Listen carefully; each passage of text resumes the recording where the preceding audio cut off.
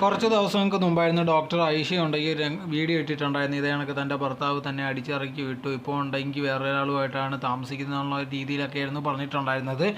അതൊന്നും തനിക്ക് പ്രശ്നമില്ല, പക്ഷേ തൻ്റെ കയ്യിൽ നിന്ന് ഒരുപാട് പണവും സ്വർണ്ണമൊക്കെ വാങ്ങിച്ചിട്ടുണ്ട്, അത് തിരിച്ച് വേണം, അതുവരെ ഉണ്ടെങ്കിൽ വീട്ടിന് മുമ്പിൽ സമരം ചെയ്യുന്നുള്ള രീതിയിലൊക്കെ ആയിരുന്നു പറഞ്ഞിട്ടുണ്ടായിരുന്നു. ആ സമയത്ത് ഉണ്ടെങ്കിൽ ഇത് ഭയങ്കരമായിട്ട് ഇപ്പോൾ വൈറലായിട്ട് പോകുന്നുണ്ട്. ഇതിനെക്കുറിച്ചുള്ള കുറച്ച് കാര്യങ്ങൾ വിവരിച്ചുണ്ടെങ്കിൽ ബന്ധു ഉണ്ടെങ്കിൽ ഒരു ലേറ്റസ്റ്റ് ആയിട്ട് രംഗത്ത് വന്നിട്ടുണ്ടായിരുന്നു. ബന്ധു പറഞ്ഞൊരു കാര്യം എന്ന് പറഞ്ഞാൽ ഇവരുണ്ടെങ്കിൽ വീട്ടുകാരുടെ സംഭവമൊന്നും ഇല്ലാതാണ് പോയി കല്യാണം കഴിച്ചത്. അത് കഴിഞ്ഞ് കുറച്ച് വർഷങ്ങൾ കഴിഞ്ഞപ്പോഴത്തേക്കുണ്ടെങ്കിൽ മോള് ജനിച്ച് കഴിഞ്ഞപ്പോഴത്തേക്കുണ്ടെങ്കിൽ ഇവർ തമ്മിൽ പ്രശ്നങ്ങളും കാര്യങ്ങളൊക്കെ. അത് കഴിഞ്ഞിട്ടുണ്ടെങ്കിൽ ഇവർ 4-5 വർഷം ഉണ്ടെങ്കിൽ പിരിഞ്ഞാണ് അങ്ങോട്ടും ഇങ്ങോട്ടും താമസിച്ചുകൊണ്ടിരുന്നത്.